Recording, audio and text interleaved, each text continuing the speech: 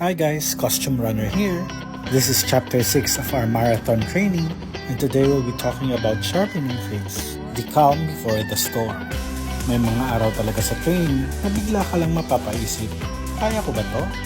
Legs mabigat at heart rate sobrang taas. In this phase, it's not about pushing harder anymore.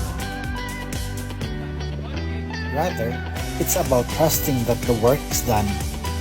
But trust, that's the hardest part. Nung nagsisimula kami, I was really trying hard to catch my rhythm. Pero wala eh. Sabog yung form, gas-gas yung breathing.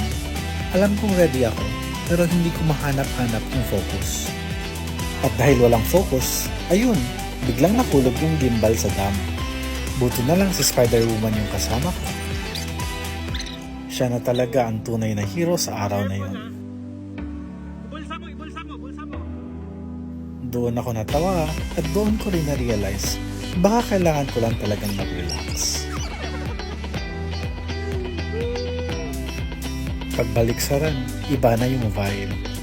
Si X-Step Shift 1.0 parang sinasabayan ako.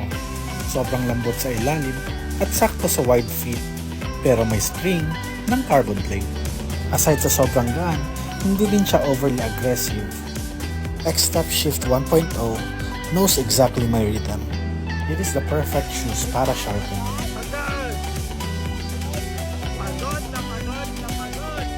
That morning, nabasag ko yung 10K at 16K PRs ko. And I also realized that being ready can easily be done by shifting your mindset. Kaya check out X-Step Shift 1.0 for comfort, stability, and performance.